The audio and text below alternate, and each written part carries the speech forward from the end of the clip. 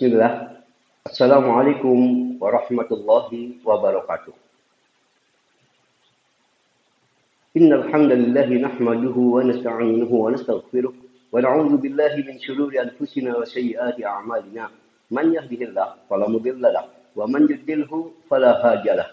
Asyhadu an la ilaha illallah wahdahu la syarika lahu wa asyhadu anna Muhammadan 'abduhu wa rasuluhu la nabiyya ba'da. Allahumma shalli 'ala Muhammadin wa 'ala alihi wa ashabihi ajma'in. Wa man tabi'ahum bi ihsani ila yaumiddin.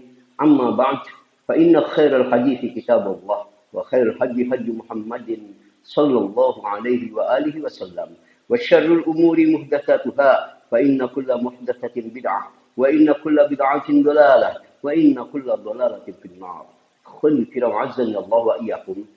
Kajian kita kali ini masuk pada mengungkap berbagai kesalahan yang terkait dengan wudu yang keempat. Sebelumnya Anda telah menyebutkan 3 kesalahan yang terkait dengan wudu. Yang pertama adalah mengucapkan niat dengan lisan seperti nawaitul wudu dan seterusnya. Ini tidak ada contoh dari Nabi SAW. Yang kedua, yang sudah Anda bahas dalam video sebelumnya adalah tidak mengawali membaca bismillah atau tasmiyah pada orang yang akan berwudu. Ditekankan seseorang untuk membaca bismillah sebelum wudunya. Itulah yang mestinya harus dikerjakan, jangan ditinggalkan. Dan itu sudah Ana sampaikan di ceramah sebelumnya, di video yang sebelumnya. Dan yang ketiga adalah kesalahan terkait dengan madmadah, istinsyaq dan istinsar, yaitu kesalahan yang terkait dengan berkumur, memasukkan air ke hidung dan mengeluarkan air dari mulut dan hidung. Dan itu sudah Ana ungkapkan apa saja kesalahan terkait itu pada video kajian sebelum ini.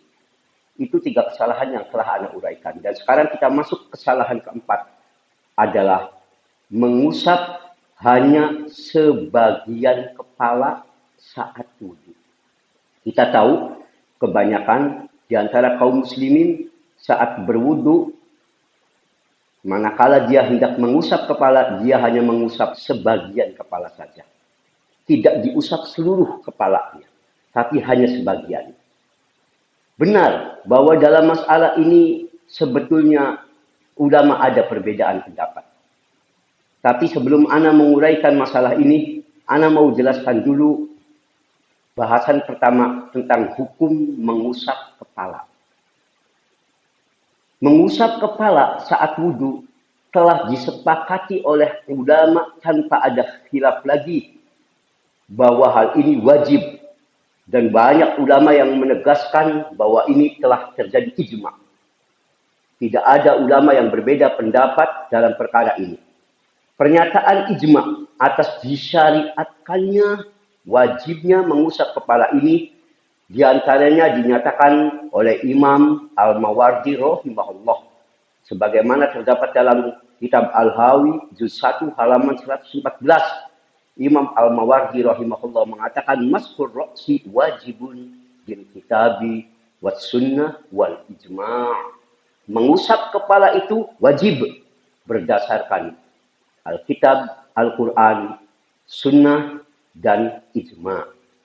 Pernyataan Ijma' para ulama terkait masalah wajibnya mengusap kepala ini bukan cuma dinyatakan oleh Imam Al-Mawardi rahimahullah, tapi ini juga ditegaskan oleh Ibnu Hazm dalam Maratibul Ijma' halaman 19. Juga ditegaskan oleh Ibnu Abdul Bar dalam At-Tamhid juz 4 halaman 31 dan juga ditegaskan oleh Ibnu Qudamah rahimahumullah dalam Al-Mughni juz 1 halaman 92. Nah, setelah ulama sepakat semuanya tanpa ada khilaf tentang wajibnya mengusap kepala, ulama mulai berbeda pendapat dalam masalah mengusap kepala itu. Apakah wajib seluruhnya, seluruh kepala diusap dari depan kepala sampai ke pundak, ataukah boleh walaupun hanya sebagian? Ya, memang ada sebagian ulama yang mereka mengatakan boleh mengusap sebagian kepala, bahkan walaupun hanya satu rambut cukup katanya. Ini diantaranya adalah pendapat yang muncul dari mazhab Syafi'i. Sebagaimana ini dikatakan oleh Imam Nawawi rahimahullah, di mana dalam kitab beliau Al-Majmu' juz 1 halaman 398 beliau mengatakan, qala ashabuna, telah berkata teman-teman kami, maksudnya ulama-ulama dari mazhab Syafi'i, terkait masalah mengusap kepala ini, di mana hatta lau masaha ba'du sya'rah wahidatin ajza'ah, walaupun mengusap sebagian kepalanya itu hanya satu saja, satu rambut, ajza'ah, maka ini boleh katanya, cukup, walau hanya satu rambut. Ikhwan a'azani Allah wa iyyakum. Dan sebenarnya pendapat yang mengatakan boleh hanya mengusap sebagian kepala, apalagi hanya satu rambut, ini pendapat yang lemah. Justru pendapat yang benar adalah insya Allah dalam bab ini wajibnya mengusap seluruh kepala dan tidak cukup mengusap sebagian kepala saja. Ulama yang mewajibkan ini muncul dari ulama-ulama juga yang sangat masyhur. Ini adalah pertama pendapat yang masyhur dari mazhab Maliki, sebagaimana terdapat dalam Mawahibul Jalil juz 1 halaman 359. Juga ini merupakan pendapat tersahih dari mazhab Hambali, sebagaimana terdapat dalam Al-Mughni juz 1 halaman 93. Seorang ulama mazhab Syafi'i bahkan ikut juga mewajibkan, walaupun jumhur ulama mazhab Syafi'i tidak mewajibkan seluruh kepala. Tapi ada satu ulama Syafi'i, bermazhab Syafi'i, yang mengatakan harus seluruh kepala dan tidak cukup dengan hanya sebagian kepala. Itu diantaranya pendapat dari Imam Al-Muzanni, sebagaimana terdapat dalam kitab Al-Hawi Al-Kabir, juz 1, halaman 114. Lalu Ibnu Taimiyah dalam Majmu' Fatawanya juz 21 halaman 122 sampai 123 juga menegaskan wajibnya mengusap kepala itu seluruh bagian. Tidak cukup hanya sebagian kepala saja, apalagi hanya satu rambut. Dan ini juga ditegaskan kekuatan pendapat ini oleh Syekh bin Baz, sebagaimana terdapat dalam Fatwa Nur ala Darb di Syekh bin Baz juz 5 halaman 106. Syekh Al-Utsaimin juga menguatkan ini dalam Asy-Syarhul Mumti' juz 1 halaman 187. Juga dikuatkan oleh Syekh Al-Albani rahimahullah dalam As-Samarul Mustaqab juz 1 halaman 10. Dan fatwa Lajnah Ad-Daimah juga menegaskan bahwasanya dalam mengusap kepala ini saat berwudu, yang wajib diusap seluruh kepala dan tidak cukup hanya mengusap sebagian kepala saja. Ini bisa dilihat di dalam fatwa Lajnah Ad-Daimah juz 5 halaman 227. Semoga Allah merahmati semua para ulama kita itu. Jika telah dipahami ini, maka anak tidak ragu memilih bahwa pendapat yang memang paling sahih dalam bab ini, wajibnya mengusap seluruh kepala dan tidak cukup dalam berwudu ini mengusap sebagian kepala saja. Mengapa dan apa alasan yang bisa disampaikan dalam bab ini? Ada banyak dalil yang menunjukkan mengusap kepala ini saat berwudu harus seluruhnya. Yang pertama adalah apa yang terdapat dalam Quran surah Al-Maidah ayat 6. Pada ayat ini, saat Allah menyebutkan perkara apa saja yang diwajibkan saat berwudu, Allah berfirman di antaranya, wamsahu biru'usikum. Dan usaplah biru'usikum, kepala kalian. Pada ayat ini sebelum Allah menyebut ru'us, ra'sun jamaknya ru'us, Allah mengawali dengan bi. Dan usaplah biru'usikum. Sebagian ulama Ada yang mengartikan bahwa bi pada ayat ini bermakna litab'il, menunjukkan sebagian katanya. Berarti kalau Allah berfirman wamsahu biru'usikum, dan usaplah sebagian dari kepala kalian. Sebab sebagian ulama ini menafsirkan bi pada ayat biru'us sebagai menunjukkan sebagian.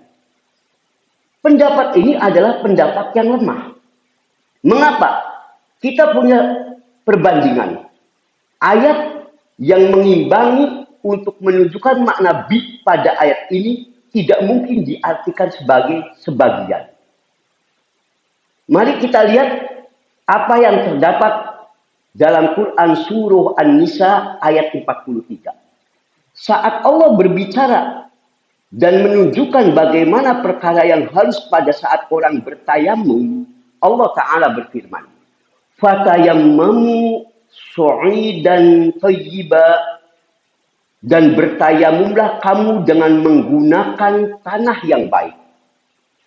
Lalu caranya gimana? Cara tayamumnya Allah langsung ungkap pada ayat ini. Famsahu biwujuhikum. Coba kita lihat pada ayat ini.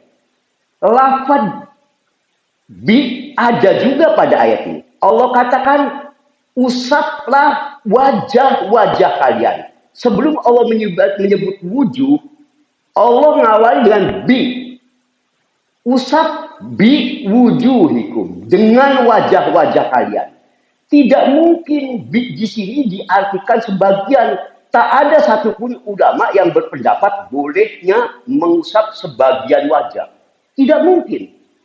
Kalau arti bi ini dimaknakan litab'id, menunjukkan sebagian, apakah berarti ini mengucapkan dan silakan kamu tatkala tayamum usap sebagian wajah? Artinya misalkan kita wajah kanan kita usap, wajah kirinya kita enggak usap.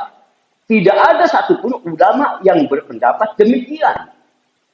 Karena itu Ibnul Aliyah rahimahullah ketika menjelaskan perkara ini, khususnya terkait makna bi yang diartikan oleh sebagian ulama sebagai litab'id, menunjukkan sebagian, beliau menyatakan ketidaksependapatannya dengan berkata seperti ini. Qad amara Allah Ta'ala bimashir ra'si fil wudu.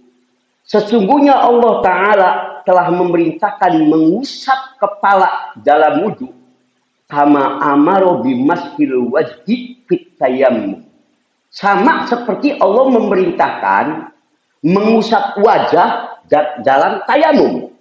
Wa amaro bi ghuslihi fil wudu, dan Allah memerintahkan membasuh wajah saat wudu. Wa qad ajma'u annahu, dan sungguh seluruh ulama telah sepakat la yajuzu ghuslu ba'dil wajhi fil wudu. Ulama sepakat la yajuz, tidak dibenarkan ghuslu ba'dil wajhi fil wudu'i, untuk mengusap hanya sebagian wajah saja dalam wudu, wala mashu ba'dihi fit tayamum, dan juga tentu tidak boleh hanya mengusap sebagian wajah saja tatkala tayamum. Lihat ini di dalam kitab At-Tamhid juz 20 halaman 114.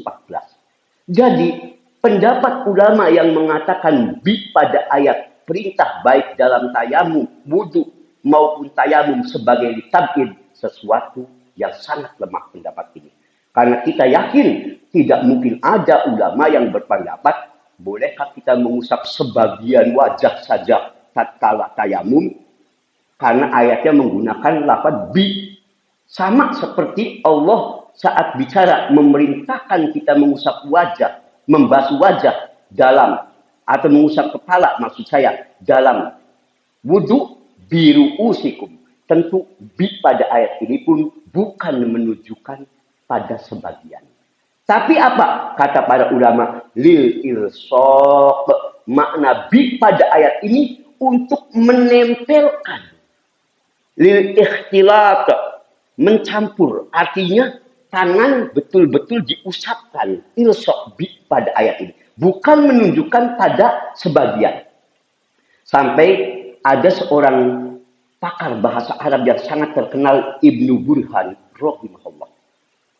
Ibnu Burhan rahimahullah saat mengkanter pendapat ulama yang mengatakan makna bi itu litab'id, maknanya sebagian, maka beliau berkata, man za'ama annal ba tufidut tab'idi, barang siapa yang menyangka makna huruf ba, kalimat ba itu memberi makna at-tab'id sebagian, faqad jaa ahlul lughah bima la ya'rifuna, maka sungguh dia telah mendatangkan sesuatu yang sama sekali tidak diketahui oleh ahli bahasa manapun, katanya. Ahli bahasa Arab manapun tidak ada yang tahu masalah ini, bahwa makna bi itu litab'id. Dia mendatangkan perkara baru yang tidak dikenal oleh para ahli bahasa Arab manapun.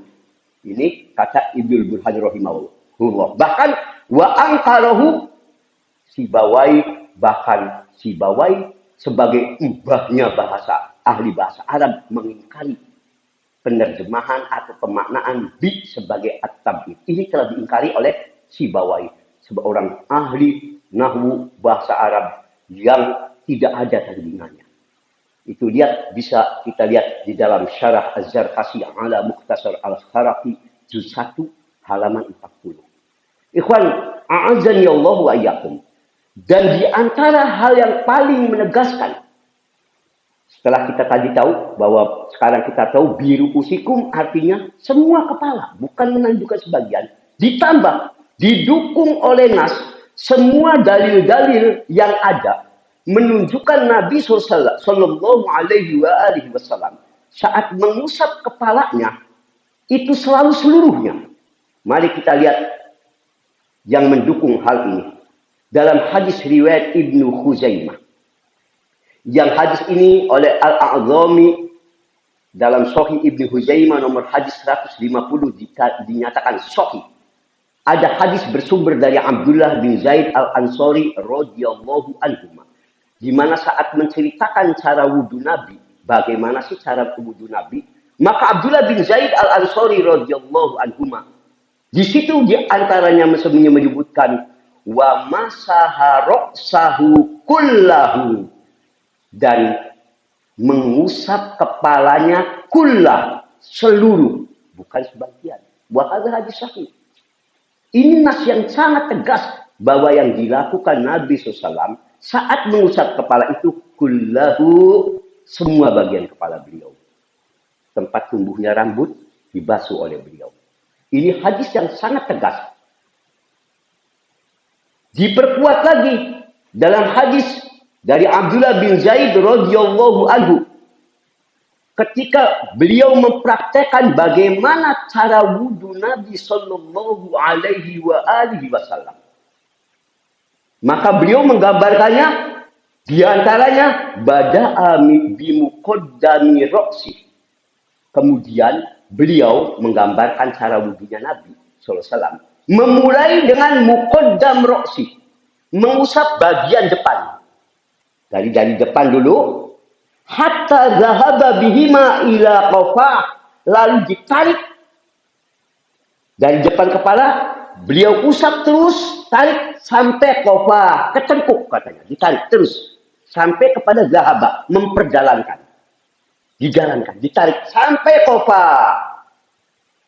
Ditariklah tadi dari arah depan sampai ke tengkuk. Setelah itu apa? Summa raddahuma ilal makanil ladzi bada'a minhu. Setelah sampai tengkuknya, dikembalikan lagi ke tempat awal beliau menarik. Maksudnya dibalikkan lagi ke awal tadi, dari depan ubun-ubun awal beliau tarik sampai tengkuk, lalu setelah sampai tengkuknya dibalikkan lagi ke arah depan lagi. Ini hadis tidak perlu diragukan kesahihannya lagi karena diriwayatkan oleh Imam Bukhari dalam sahihnya nomor hadis 185 dan Muslim dalam sahihnya nomor hadis 235. Jadi dari apa yang dapat Anda sampaikan, sebetulnya banyak hadis-hadis lain. Andai Anda sampaikan semua, akan sangat memakan waktu. Tapi dari sini saja, dari ayat Al-Quran, wamsahu biru'usikum, usap kepala kalian, yakni maknanya semua bagian kepala tempat tumbuhnya rambut tentunya. Ditambah lagi tadi hadis yang diriwayatkan oleh Ibnu Huzaimah dengan sanad yang sahih, dikatakan yang diusap itu kullah, seluruhnya. Ditambah lagi dengan yang Sahih Bukhari dan Muslim ini sampai dipraktekkan caranya, ditarik dari arah depan sampai tengkuk dan dikembalikan. Ini semua menunjukkan Nabi SAW saat berwudu pun beliau tidak pernah diberitakan hanya mengusap sebagian rambutnya saja, manakala dibasuh dalam keadaan beliau tidak ada penutup di atasnya. Ikhwan a'azani Allah wa iyyakum. Ditambahkan dalam pembahasan kali ini, sebab boleh jadi akan ada yang bertanya, Ustaz, bagaimana kalau orang yang rambutnya panjang? Atau wanita khususnya yang rambutnya panjang, ketika dia mengusap tadi dari cara yang dicontohkan, ditarik ke depan, sampai belakang tengkuk, sampai tengkuk dibalik lagi, bagi orang yang rambutnya pendek, mungkin no problem. Tapi kalau baik laki-laki yang rambutnya panjang, apalagi khususnya wanita yang rambutnya panjang, begitu dibalikkan lagi, bisa berantakan rambutnya, bisa kacau masalahnya. Bagaimana untuk cara begini? Maka para ulama alhamdulillah telah memberi jawaban. Kata para ulama, ada dua cara syar'i, cara yang benar untuk mengusap rambut. Cara yang pertama, dalam berwudu maksud saya, ya mengusap kepala. Cara pertama adalah tadi yang baru saya sebutkan, hadis dari Abdullah bin Zaid radhiyallahu anhu, yaitu tarik dari depan sampai ke tengkuk, setelah itu balikan lagi ke depan lagi. Itu cara pertama. Untuk yang berambut pendek, insya Allah itu tidak masalah. Adapun cara yang kedua, mari kita lihat hadis yang bersumber dari Ar-Rubai bin Mi'waz radhiyallahu anha. Suatu ketika beliau melihat Nabi SAW sedang berwudu di hadapan beliau. Menggambarkan bagaimana nih wudu Nabi SAW. Nabi sedang berwudu, beliau cermati, dan Nabi sengaja SAW berwudu di hadapan Ar-Rubai bin Mi'waz ini. Lalu digambarkan di situ, famasahar ra'su kullahu min qarni sya'ri. Nabi SAW mengusap seluruh kepala korn asy'ar. Anda sengaja tidak terjemahkan dulu. Mengusap kepala korn asy'ar. Yaitu kullu nahiyatin limunsabbi sya'ri. Di mana dikatakan ke semua bagian tempat tumbuhnya rambut. Diusap semua. Dengan cara korn asy'ar. Tapi di ujung hadisnya disebut la yuharrik asy'ara an hay'iyatih, di mana tidak menggerakkan posisi rambut semula. Sekali lagi, tidak merubah posisi rambut semula. Hadis ini diriwayatkan oleh Abu Dawud nomor hadis 128 dan dihasankan oleh Syekh Al-Albani rahimahullah. Apa makna qarnu syar'i? Ulama mengatakan adalah yabtadil masah minal a'la ila asfal. Qarnu sya'ri itu mengusap bagian atas kepala, yaitu memulai usapan dari atas, dari depan sampai ke bawah. Setelah sampai bawah, kalau di hadis pertama dibalikkan lagi ke depan yang tadi. Kalau cara yang kedua tidak perlu dibalikkan lagi. Jadi hanya dari depan, tarik ke belakang. Setelah sampai ke belakang, cukup, tidak perlu lagi dibalikkan. Karena itu Ibnu Qudamah rahimahullah menjelaskan cara yang kedua ini, beliau tujukan bagi yang berambut panjang, pilih cara yang kedua. Khususnya para wanita. Sebab kalau dia cukup ngusap dari depan, usap ke belakang, rambut tidak akan berubah. Tetap begitu. Yang akan mungkin bisa membuat rambut acak aduk. Ketika sudah dari belakang, kita tarik lagi ke depan, mungkin rambut akan kacau balau, apalagi yang rambutnya tentunya panjang. Maka kalau untuk yang rambutnya panjang, seperti yang kata Ibnu Qudamah rahimahullah katakan, fa in kana za sya'rin yakhafu ayyan tafisha bi raddi yadayhi lam yaruddahuma. Bila dia memiliki rambut yang dia khawatir rambutnya menjadi tidak teratur jika usapan kedua tangannya tadi dikembalikan ke depan, setelah ditarik ke depan dikembalikan, maka tak usah dikembalikan ke depan. Kata Ibnu Qudamah rahimahullah. Nafsu alaihi Ahmadu. Hal ini sebagaimana dikatakan oleh Imam Ahmad rahimahullah. Fa innahu qilalah. Imam Ahmad pernah ditanya, man lahu sya'run ila mankibaihi kaifa yamsah fil wudu? Wahai Imam Ahmad, jika ada orang yang rambutnya sampai sebahu panjang gitu, tidak tengkuk sampai jangkau ke sini, bagaimana caranya mengusap rambutnya dalam wudu? Maka fa aqbala Ahmad biyadaihi ala ra'sihi marrah. Imam Ahmad rahimahullah mengusap kedua tangannya dari kepalanya dari depan satu kali. Yusap, tarik sampai ke belakang satu kali. Waqal, lalu beliau berkata, hakadza karohiyah ayyan tasyiro sya'ru. Ini untuk yang khawatir kalau rambutnya dikembalikan lagi setelah ditarik ke depan, dibalikan lagi, dia khawatir rambutnya tidak teratur, maka cukup tarik dari depan ke belakang, tidak usah dikembalikan lagi. Itu dijelaskan oleh Imam Ahmad rahimahullah sebagai tafsiran atas hadis tadi yang bersumber dari seorang sahabiah yang tadi saya ceritakan dari Ar-Rubai bin Mi'waz radhiyallahu anha. Bahwa cukup dengan ditarik ya ke belakang tapi tidak usah dibalikan lagi ke depan. Ini pun cara yang boleh. Makanya para ulama dan banyak para ulama memberi solusi bagi yang rambutnya pendek, dia boleh dan sunnah ditekankan, diusap dari depan, tarik ke belakang, setelah dari belakang, tarik lagi ke depan, sampai ke tempat awal kita tarik menarik dari ubun tadi awal rambut depan. Tapi bagi yang rambutnya panjang, seperti para wanita atau laki-laki yang rambutnya misalkan sampai bahunya, maka cukup dia usap sampai ke belakang, setelah ke belakang tidak usah dia balikan lagi. Sehingga posisi rambut dia tetap tidak berubah.